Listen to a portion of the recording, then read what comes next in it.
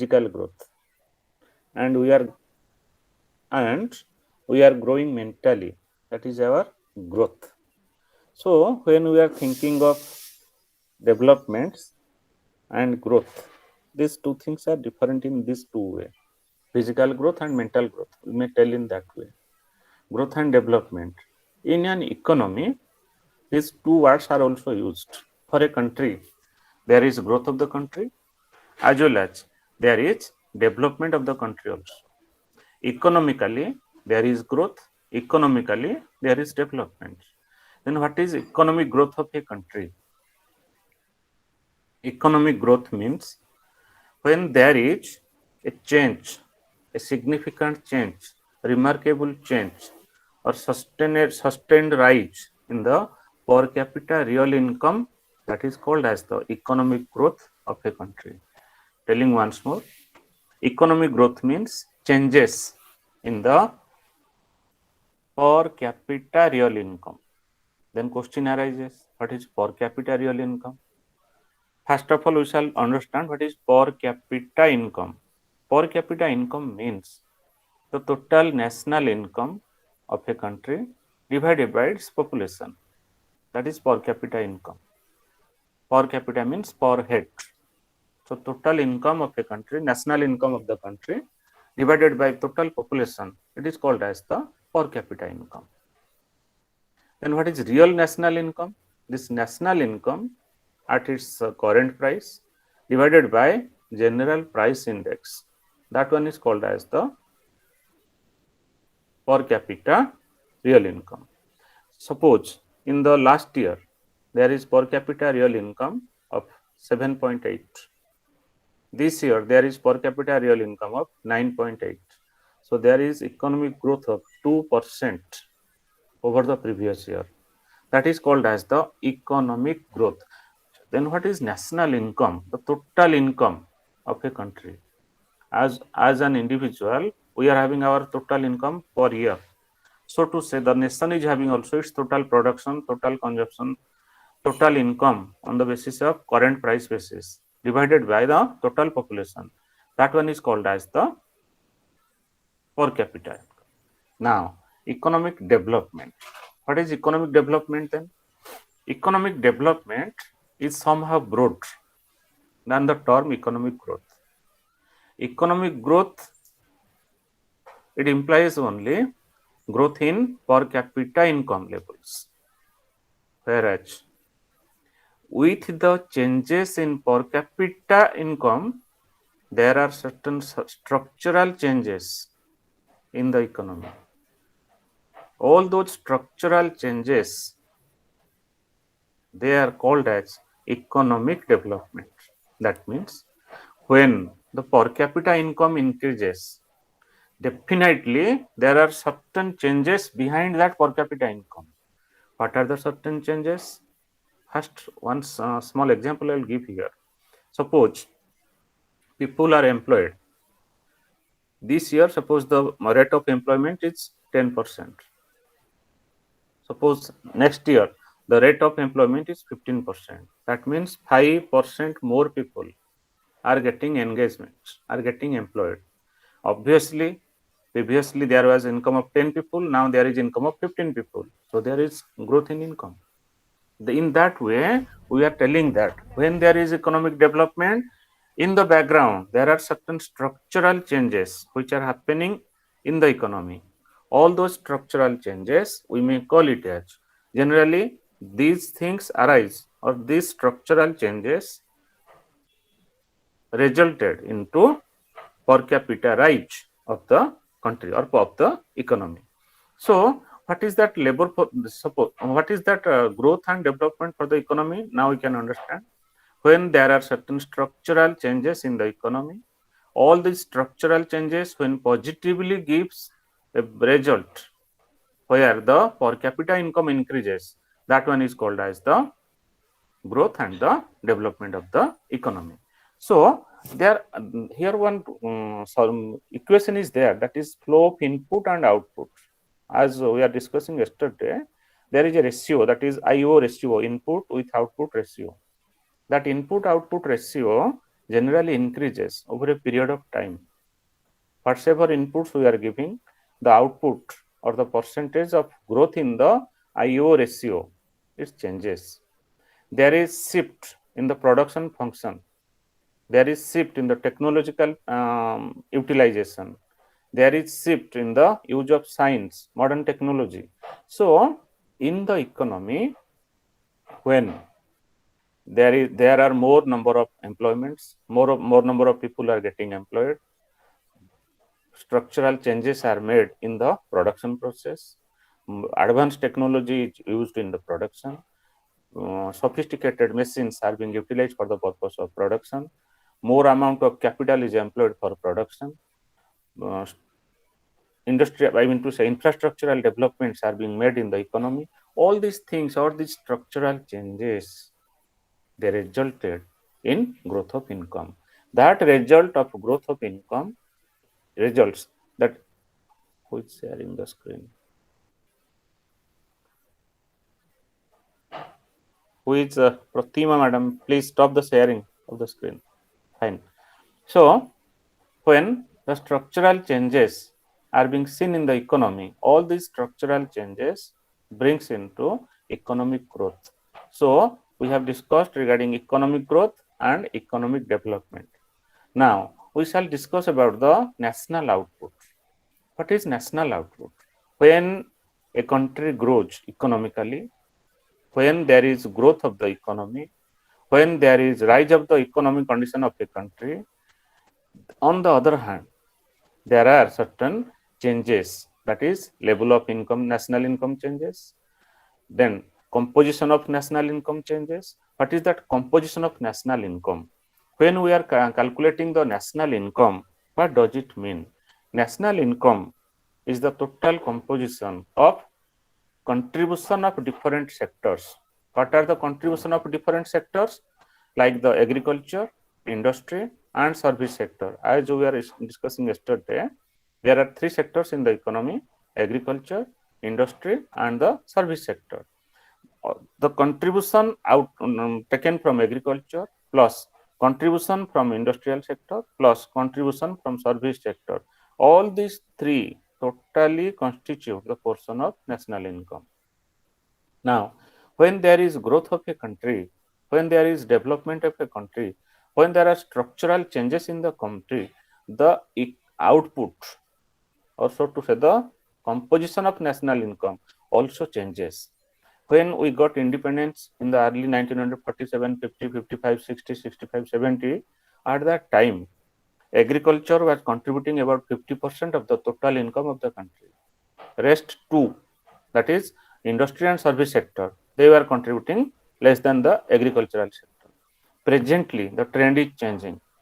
Now agriculture is less, industry and service sector, they are contributing more. This shift of contribution of different sectors to national income signifies development of the economy, growth of the economy. So, agricultural output decreases over a period of time. Agricultural output does not mean the quantity, I mean to say the value of agricultural output decreases over the period of time, and the value of industrial goods and commodities, the value of service sector, they constitute or they play the major role in calculation of national income of a country. Further, in the economic growth, or when we see the economic growth, there are certain changes in the structure of employment also. What is that structure of employment?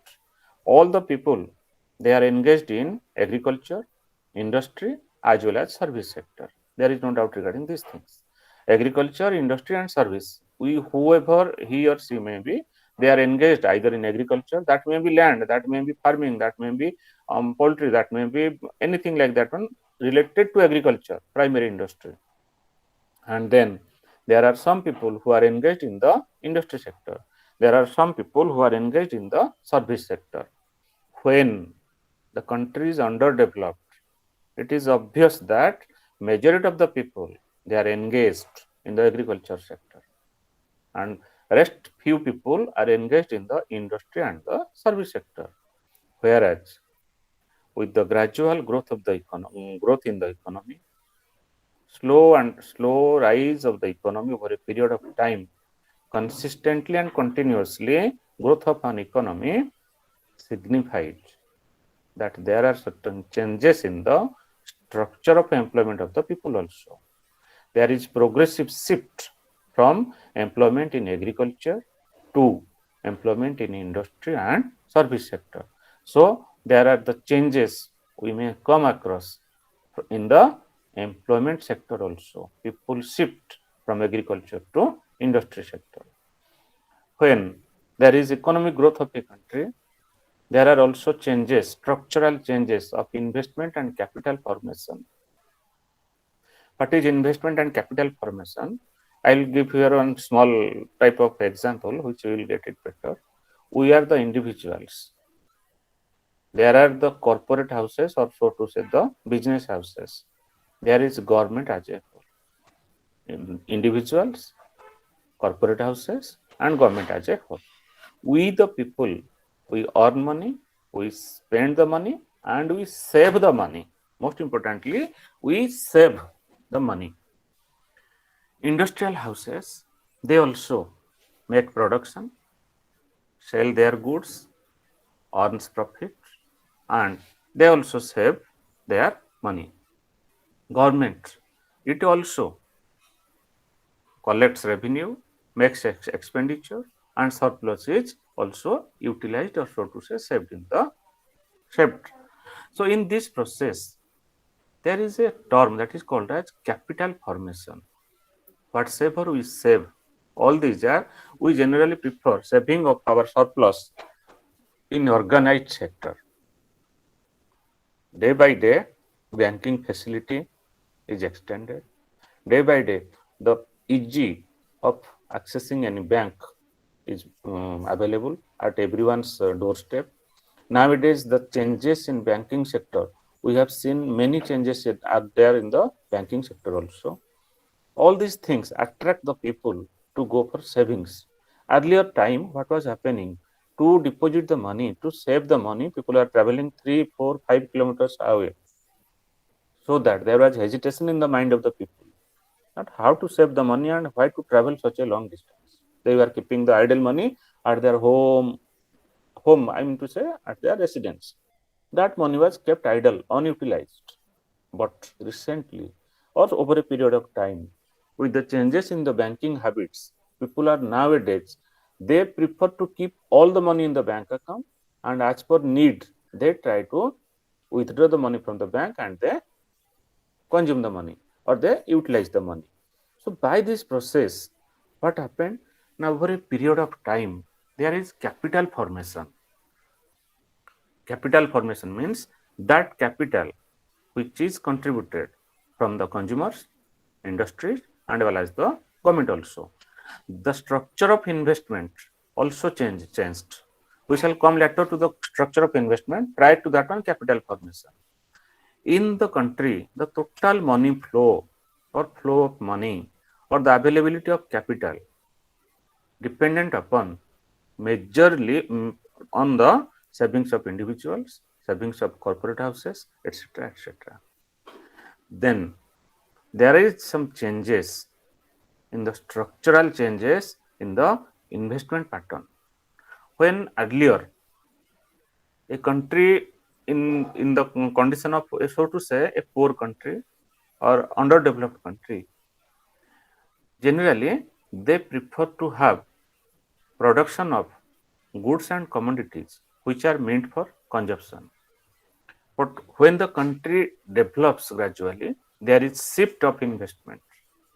The investment changes from consumer to producer goods. We shall discuss just later on. There is a detailed discussion there. For fundamental knowledge here, I am telling this one here, that the capital formation structure changes and the structure of investment also changes. In developed countries, in developing countries, and in underdeveloped countries, there are changes seen in the capital formation ratio as well as the investment pattern which is made in the economy. Then structure of consumption. What is structure of consumption there? We all the people, we are in the habit of purchasing or consuming goods and commodities. With the economic growth in a country, there is growth of per capita income. With growth of per capita income, people shift their consumption from one product to another product. Let's take the example. Suppose an individual or an employee is getting rupees 30,000 salary per month. What he will do? With this 30,000 rupees, he will pay his house rent, he will pay children education expenses, he will pay medical expenses, he will pay electricity charges, mobile charges, internet charges. Apart from payment of all these things, he will have a less amount of surplus in his hands. It's a simple way of consumption with the people of having lower income level. But when the income of the person changed from 30k to suppose it is 50k, 60k, what will be the change in his consumption pattern? In the earlier time, he was only utilizing his money for the purpose of consumption. Now, when his income will increase from 30,000 to 50,000 or 60,000 per month, he will gradually purchase some assets. Those assets shall include, asset means your television, land and building, all these things. Then gradually, there will be shift in his pattern of consumption also. When majority of the people in the economy, there will be shift in the consumption habits that will make a structural change in the whole economy as a whole. Over. So these are the changes, economic growth. These are the, sorry, telephone call is there.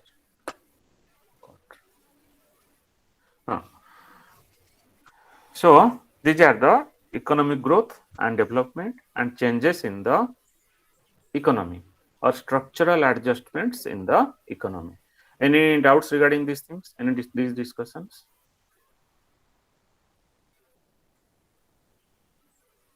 Any clarification needed further?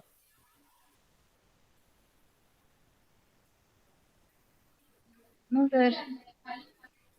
Is it clear to all of you? Yes, sir. So here one task is with you, that from the internet, please have a search of all these terms which you have used: capital formation, investment pattern, consumption pattern. That data is given in your study material, but these data are somehow related to past periods. Please have a search in the Google and download the recent data and please have with you. Okay. So this is the first one, and then we shall go to the next unit, that is structure of Indian industry. We have discussed the growth and development of an economy. Now we shall see the growth experience, industrial growth of a country, or so to say of India also we shall discuss here. India actually, after getting independence, faced many troubles. When we got independence, we were poor at that time. We were having poor capital base. We are having agricultural foundation also was not strong.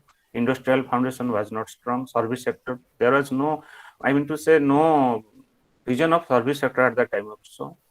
So when the country started from a poor condition, a poor state, certain policies were required.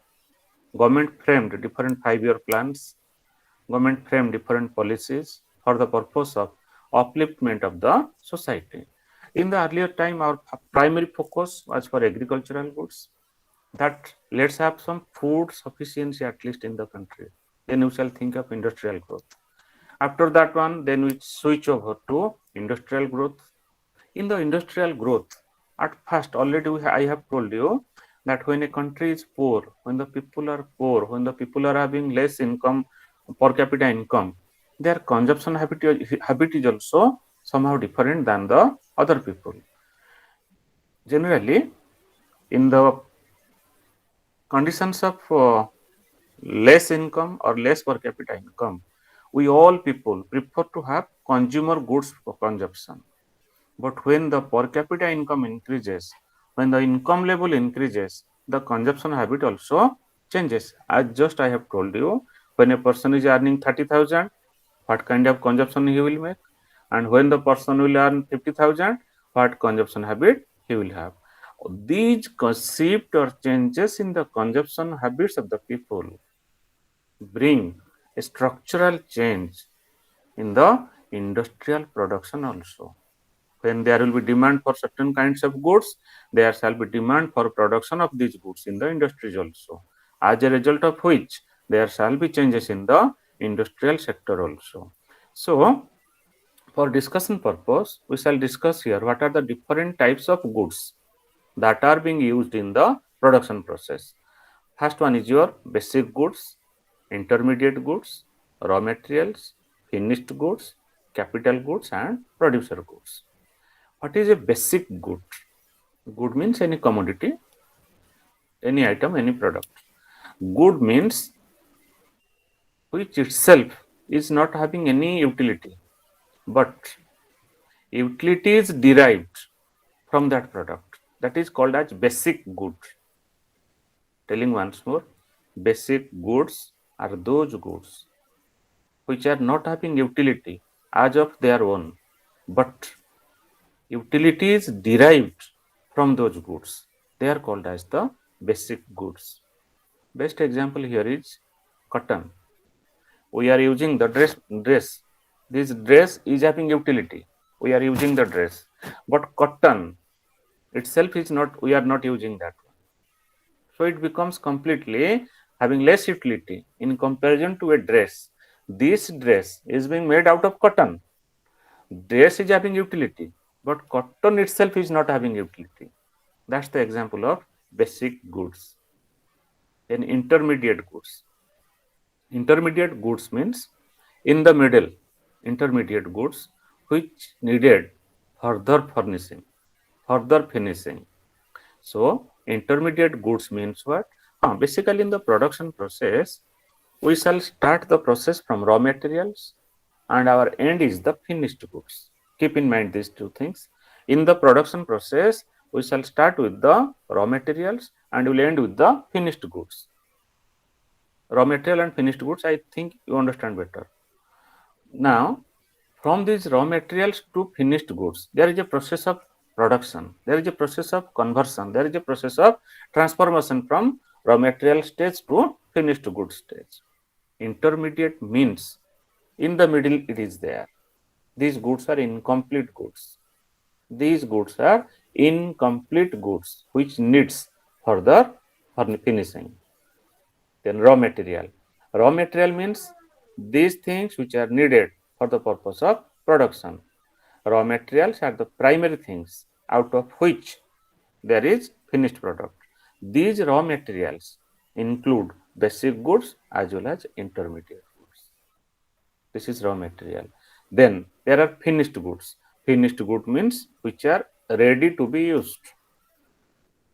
This dress, fan, mobile, television, or these are the finished goods. Then there are two other types of goods. One is your capital goods.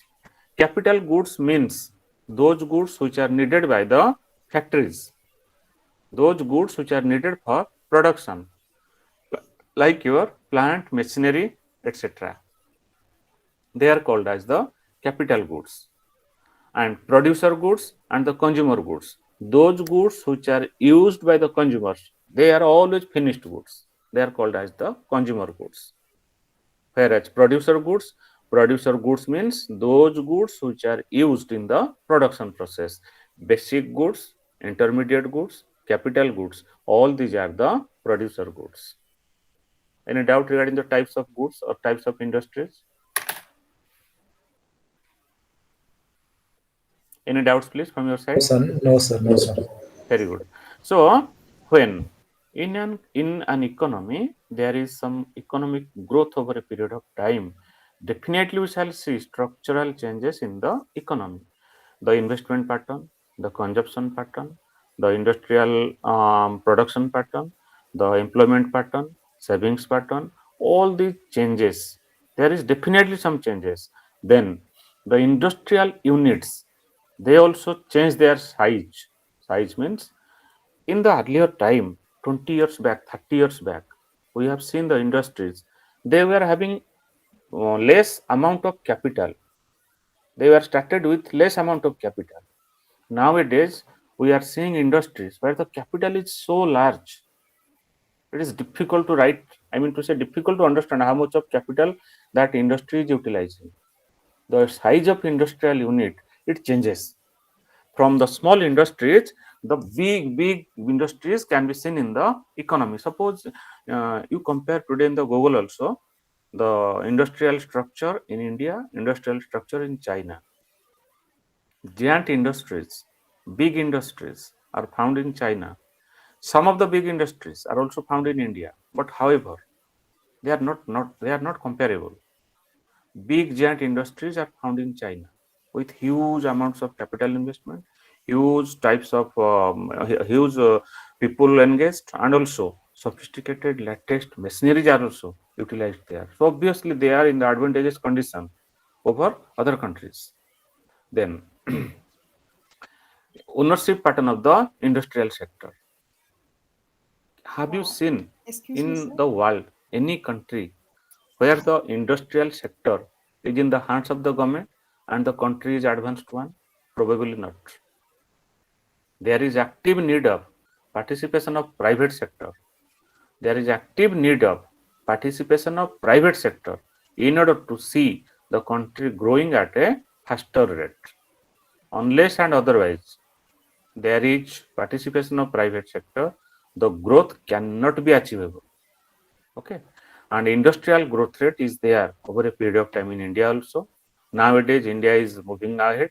India is running at a faster rate than the previous rates of growth in the sector of production.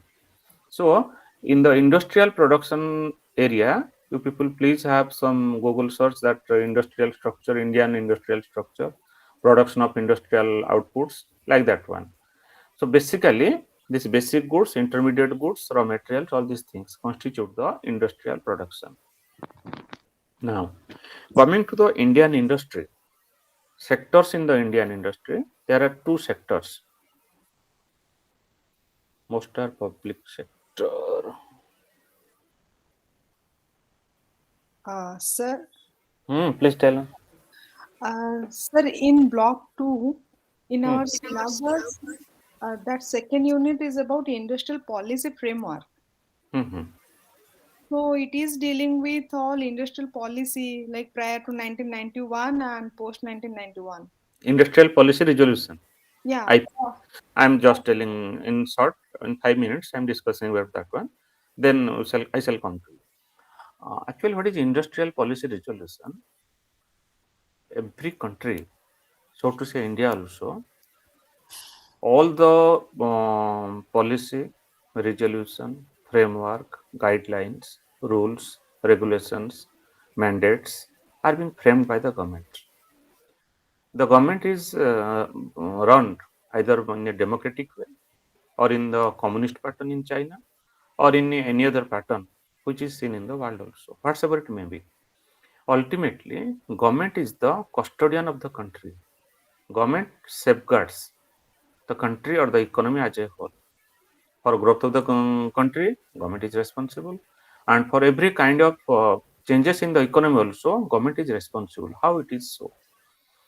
Every type of rule, regulation, frames, policy, guidelines, instructions, mandates, everything is being given by the government. In order to see that the country will grow at a predefined rate, there is need of some paperworks. There is the need of some pre-planning that at what rate our economy should grow, at what rate the industry sector should grow. In order to curb the, any adverse situation in the industry sector, government is framing the policies. Here I will give one small example here. 15-20 years back, in order to start one industry, an industrialist or so to say an entrepreneur has to run 5 to 10 windows to get the clearance from the government. Nowadays, you all are aware the government has formed single window clearance.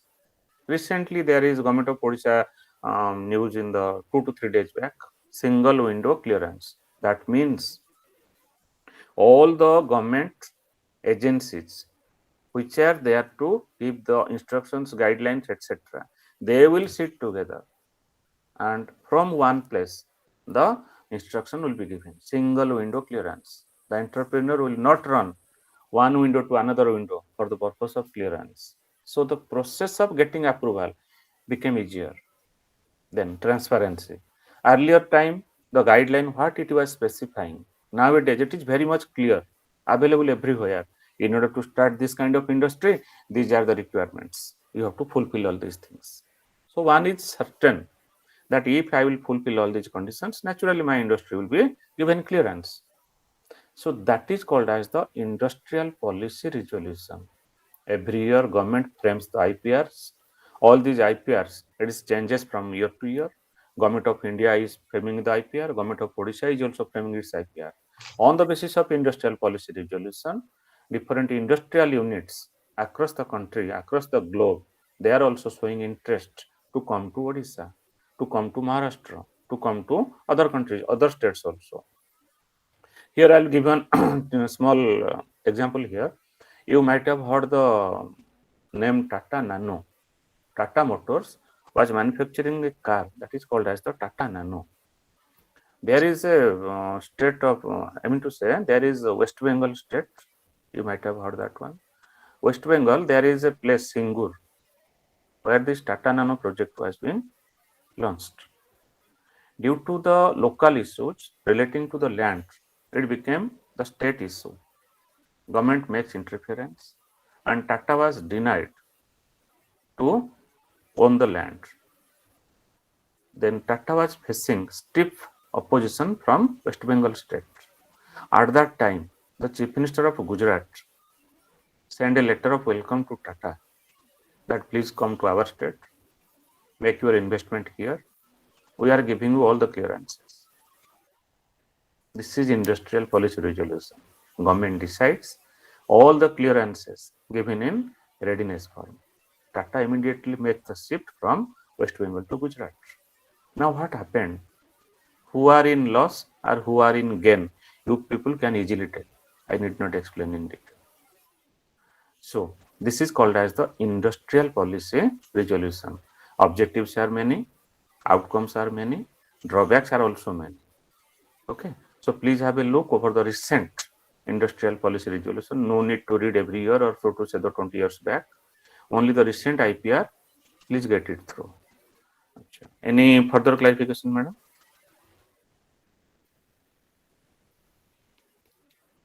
Any further discussion do you need about industrial policy resolution? Sir, competition policy. No, sir. Competition policy.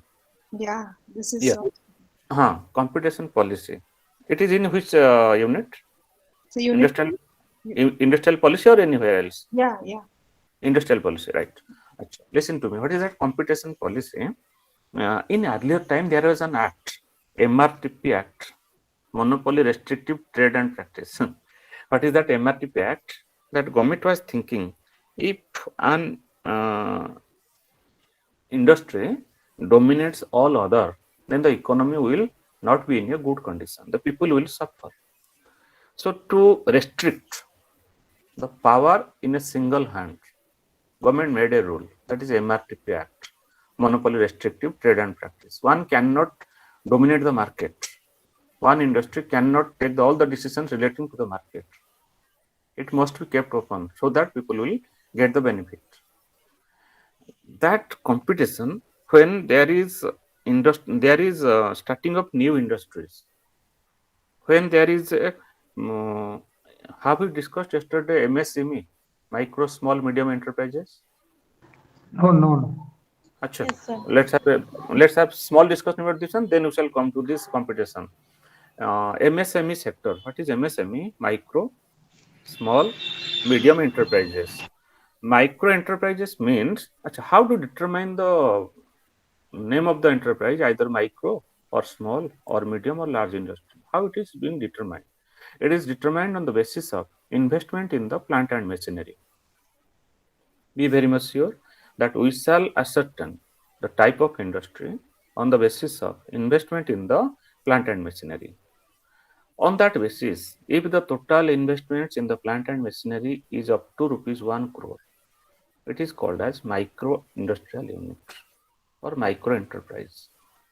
If the investment in plant and machinery is more than 1 crore but less than 10 crores, then it is called as a small scale industry.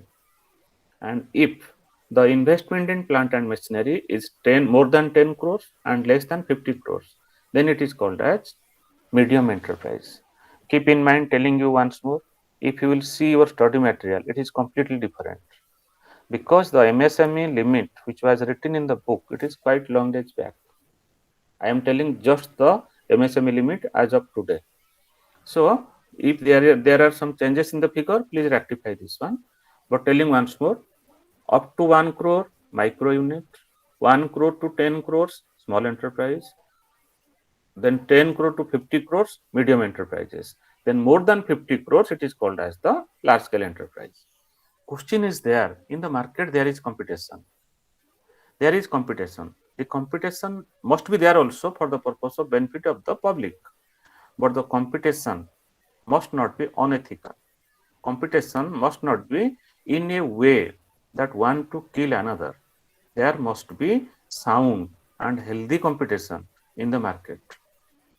Take the example, small example I will give you here. Recently, government was looking after the discount policy announced by Flipkart and Amazon. Do you imagine the discounts given by Flipkart and Amazon? It hampers a lot to the sales of the other business houses or the local business houses, as a result of which they are suffering. Imagine the role of Amazon. Imagine the role of Flipkart. When Amazon entered into India, it is now doing the business. It is in the e-retail business nowadays. Now, Amazon is playing the key role in the e-business. What problem the other people are facing? Competition problem. No other small shopkeepers, small, even the small big business houses also, they fear to make competition with the online marketing. Now, government is now planning, or government was thinking to put a restriction on that one, because this type of competition, what will happen? Suppose you will get the products, dress items. Na? Suppose earlier we are purchasing from the shops, now we are purchasing from online. What's the difference? It is becoming cheap. We are telling in a simple way. Sasta milta hai wahan. Then what happens actually? Gradually, over a period of time, all these small shopkeepers who are engaged in the sale of dress items, they shall close their business. It is natural. If if in the online the products are available so cheaply, then who will go to the shops? Then when all the shops will be closed gradually, then there shall be monopoly in the hands of e-business houses. Then e-business houses, they will play their role. Like introduction of Ola, Uber. All of you might have make a trip with Ola, Uber at a price of rupees 20 to 40, air conditioned car from one place to another place within 50 rupees. 5 years back, just imagine the days. Now you just book Ola or Uber, see the price. This is the type of competition, I mean to say changes in the economy. So government is there to regulate the competition which is seen in the market. However, government as a whole cannot do everything. Policies are there, rules are there, guidelines are there. Adhering to all these things is just matter of awareness, or so to say, obeying all these things is a matter of discussion only. Any further discussion, madam, regarding this competition policy, industrial policy? Sir, Government is, the please tell. Competition Amendment Bill, which one is the latest one? 2007? Competition amendment bill. Yeah. Let me see. Actually, I have not gone through that. Huh?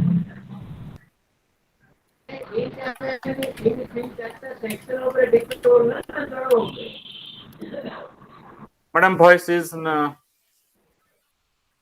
there is another competition amendment bill 2020, madam. Okay, we will go through that. Exactly. Because Whenever book was given 2007. uh, it happens actually when the book was written, it is not being further edited and further published also. So whatever area is there, we shall focus always to the recent changes, right? In the 2020, there is one amendment that is called as the Competition Law Review Committee, CLRC. It was set up in the year October 2018 to review the Competition Act of 2002 and then made some changes, and after that one the frame policy was being formed in the year 2020. Actually, when suppose you want to read about this competition policy, first of all, let's have understanding about the what is competition policy itself, what are the objectives, and what are the policies. These three things shall constitute our study material. So please have a Google search and download all the required materials for your notes purposes. Okay. Okay, sir. Thank you. Or any further discussion needed for the competition policy? No, sir. All discussion not possible. So it's okay. Exactly. You shall just have a, Yeah. I mean to say, Idea. idea about the things. Then further, you please have your own arrangements. If any further discussion needed, we are there in the classroom. There is no issue. Okay, Okay, sir. Yeah. Thank you. fine. Then let's come to the sectors. In an economy, there are two sectors generally. Sectors means what? Public sector and as well as the private sector. When the business is owned, run, managed by the public or should government, it is called as the public sector. And when it is managed, owned by the private people, that is called as the private sector. Tata group of companies, Reliance group of companies, they are in the private sector. Nalco, Bhel, all these are in the Indian Railway, or these are in the public sector. I shall highlight here some of the changes in these sectors. After independence, public sector was playing a dominant role in the economy. All the major areas of business, they were in the hands of the public sector.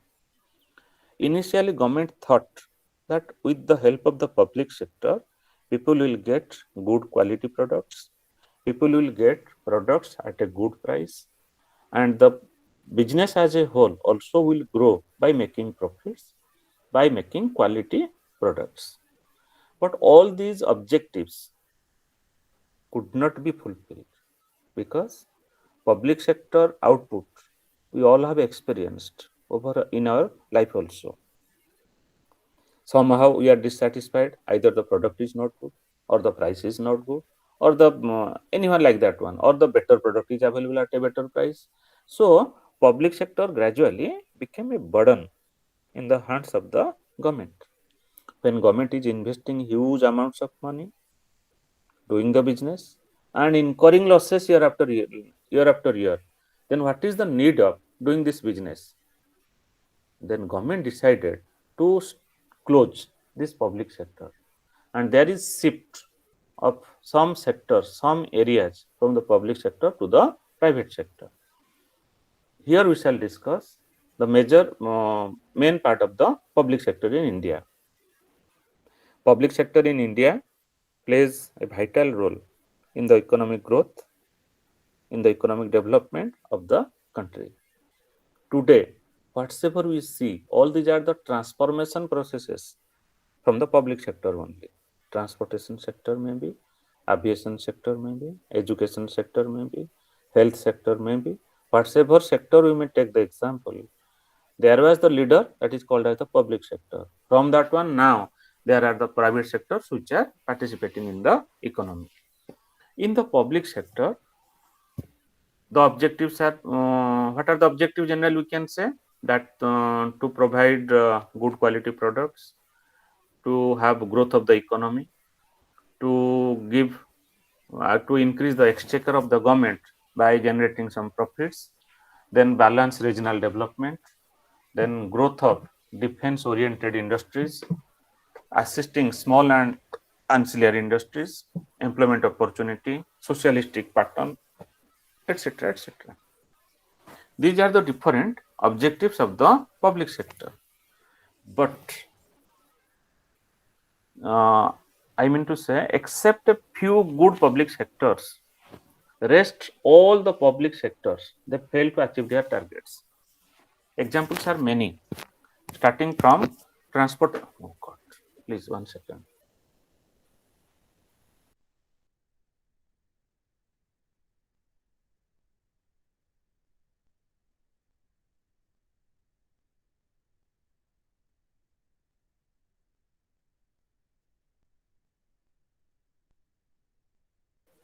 Sorry, there is interruption of telephone calls.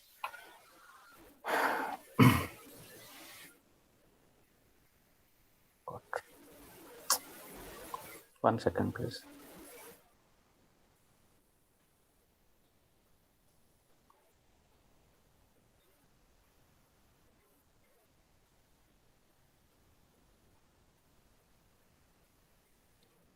Sorry. The objectives of the public sector was like this one, that to generate profit, to increase the exchequer head of the government, to provide good services to the people. Some of the good examples of public sectors are BHEL, HAL, FCI, and then ITI, MMTC, ONGC, Indian Oil. All these things are the good examples of public sector. There is no doubt that public sectors also are the giant business houses which are having or giving good employment or huge employment to the public also. The industrial growth of public sector is also good. They have also contributed to the national income. Their contribution to the national income is also in a good percentage in comparison to private sector also. But over the period of, I mean to say, at the present time, government is going to give less importance to the public sector. Government is trying to have more and more privatization. As a result, what will happen? Only some strategic important sectors will be in the hands of public, or so to say government. The rest will be in the hands of the private sector. As a result, what will happen? Government will give more time for the purpose of better management of the economy. For that purpose, industrial policy was formed. Industrial policy, what is industrial policy? Industrial policy determines the rules or the regulations or the objectives of the government for the growth of the industry sector in the economy. In the year 1991, already I was telling in the previous class, in the year 1991, the changes are there in the economic conditions, economic reforms are made. At that time, there was the concept privatization. That term was used in the 1991 industrial policy. With that privatization concept, the public sectors which are kept reserved only for the public, they are being kept open for the purpose of private sector. As a result of which, today we are seeing everything in the joint sector of public and the private sector. So, from your examination point of view or from your more knowledge point of view, please just download contribution of public sector to GDP. Data will be available there in the Google. Please go through it. That will give you the basic knowledge. Employment in public sector, growth of public sector, employment of public sector, growth of public sector. Hello, 1 second. please, sir, please give some important note on group. Which one? Sir, is public sector and private sector. Notes means actually notes means theoretical notes you desire, or Yes, data or data. theoretic, But theoretical. theory we are discussing in the class itself in the room also. Study material you are having also. Study Any more material do you is need? not. You don't have the study Important. materials. Sir, I want important point. Mm, Please give im- me some. Sir, the IGNO has, madam, please 1 second, 1 second. yes, sir.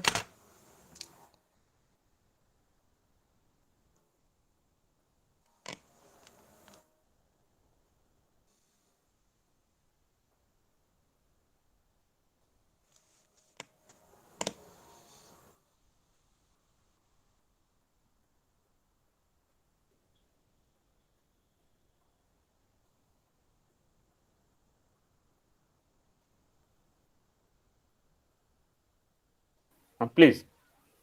Yes, sir. Huh. Sir, as IGNOU has uploaded the new syllabus, new study material Ji. 1 week back. In this industrial policy framework, basically all industrial policies, liberalization, competition policy, these are given. Acha. Basically, analysis of new industrial policy, that was state specific. These are given. Acha. Additional important policies focusing on industrial promotion. So, apart from these public sector, private sector companies, these are basically highlighted.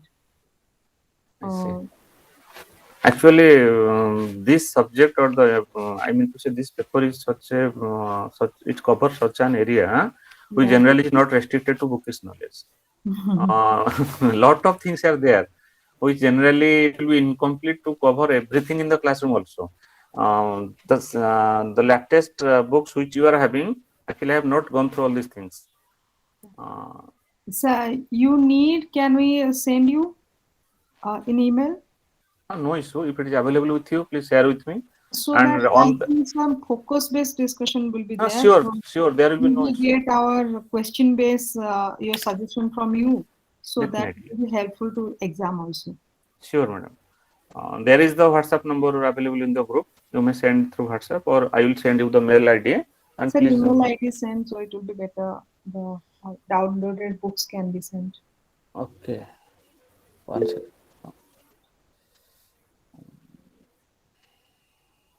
That is msav2k@gmail.com. SAHOO Yeah, 2k 2K. @gmail.com. Okay, sir. Yeah. Madam, send in the message also. Okay. Fine. Okay, sir. Yeah. Thank you. From the next class, we shall be specific as per your new changed syllabus. There is no issue. Today, let's conclude with these two things: private sector, public sector, objectives of private sector, objectives of public sector, contribution of private sector, contribution of public sector, employment in private sector, employment in public sector. All these areas, generally, we should have our major or primary area of discussion. Gradually, contribution of private sector is increasing. Private sector is now playing a dominant role in every aspect in the Indian economy. Majority of the banks, they are going to be privatized. Insurance sector is going also privatized. Majority of the areas, insurance, banking, education, health, all the areas, core, there is nothing called as core area nowadays. Government is also going to open certain areas of the defense unit also, defense sector also, for the purpose of that private sector participation. And you know why there is need of private sector participation. Imagine Adani Group, Reliance Group, and the Jindal Group. All these are the Khaitan Group. All these are the key leaders, or the so to say topmost business people. They are doing business all over the country. Adani has developed some ports. Reliance has itself developed in petrochemicals, telecommunications, etc. Tata Group, it has spread its wings in everywhere nowadays. Tata Motors, Tata Steel, Tata Consumables, etc. etc. Wipro is a software company. It has opened its wings also for consumable goods. Like that one, there is need of private sector so that the country can grow as a whole. Then another area, from your exam point of view, you please just focus on meaning of private sector, meaning of public sector, objectives of private sector, objectives of public sector, importance of private sector, importance of public sector, then contribution of private sector and public sector to GDP. These areas generally will definitely cover or help you from the point of examination point of view. Government is framing the industrial policy. Do you know basically why? In order to safeguard the small industries, they are facing huge competition from the large industries. Large industries, they are producing on the goods on a large scale. Small industries, they are producing the goods on a small scale. How these small industries can compete with the large industries? Unless and otherwise, government gives some support. For all these things, government is framing the industrial policies. In those industrial policies, government specifically mentions different services available for the small scale industry sector. There are certain areas which are exclusively restricted to small scale industries. There are certain government purchased items which government has made it reserved that these items shall be purchased only from small scale industry. So this is called as the industrial policy resolution. In order to safeguard the small industries, there is need of industrial policy or there is need of government intervention. Otherwise, small scale industries over a period of time will not be in the market. Only there will be large scale industry and there will be monopoly in the hands of large scale industry also.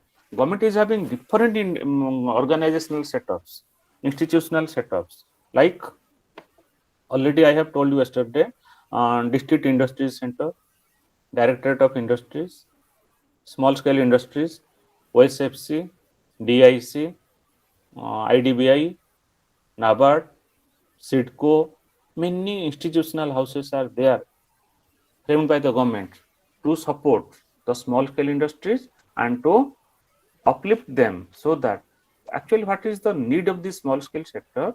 India is a country which is having huge population in demand for employment. Large scale industries, they are giving less employment but more amount of capital investment. Small scale industries, they are giving more number of employment and capital employment is less. So majority of the people are getting employment through small scale sector. Generally, a person after his education, what he shall do? Start up business. This startup business generally starts with small scale units, right?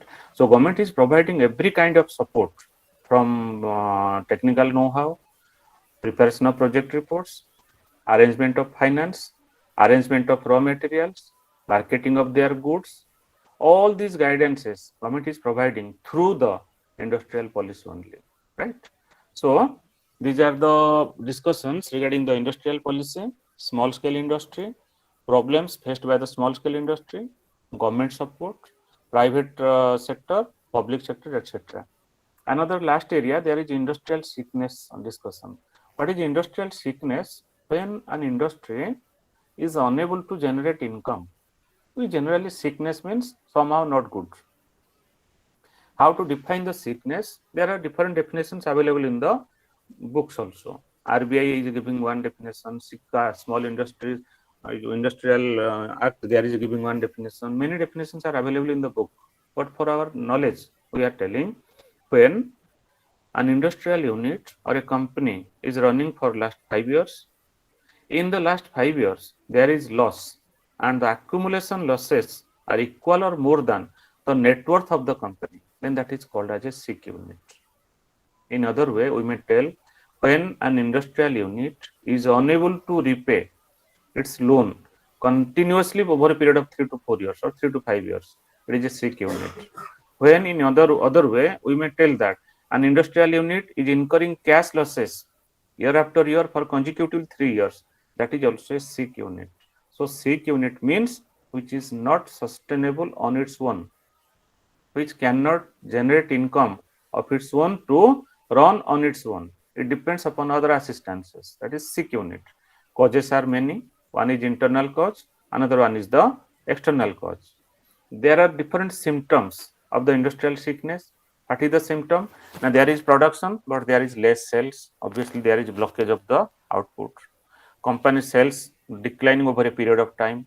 Capital utilization also declines. Continuously falling in share price. Non-payment of the bank loan, etc., etc. But sir, this is not in syllabus. Yes, industrial sickness is there. No. Actually, in the Sir, please tell. sir, in block 2, third paper, it is talking about agricultural business environment. You may find it in any other block also. Please go through it. If it is not there also, please have certain knowledge within 2 minutes. Okay. I will conclude in 1 minute. So that is called as the industrial sickness, and there are the causes internal and external. The causes relating to the entrepreneur, management, ownership, all these are the internal points of or the internal factors of the causes of the sickness. And the external causes are many: government regulation, market condition, market competition, natural calamities. All these are the external causes. So industrial sickness, if at all there is the syllabus, please have the meaning of industrial sickness, causes of industrial sickness, and then institutional setup to tackle the industrial sickness. Please go through all these things, and in the next class we shall go to the next block. Till somebody has sent the material. Thank you very much. Yes, sir, I have already sent. No, sir, hi, sir. Please tell. Sir, I want to say something. Like, I think there is 2 session students. For me, I am January 21 session student, and I think some of they are from July 21 session. So Yes. what happened in January session? There are 5 subjects in one semester. Okay, but Okay. in July session there are 7 subjects in one. So I think this is the reason of mismatch of syllabus. It will have no big impact on us. We shall cover these 2 parts in these class discussions. Okay. Okay, okay. Thank you. It will have no impact. But let me see the new changes. Are MS telling there are some changes in the blocks also. I will see it and I will try to cover both the Sir, I am units. sending you block 3 so that for tomorrow no mismatching will be there. Yes, sir. Thank you. No, thank you. Okay. That much for today. Rest. Thank you all. Thank you, sir. Thank you, sir. Thank you. Thank you, sir. Thank you, sir. Thank you, sir.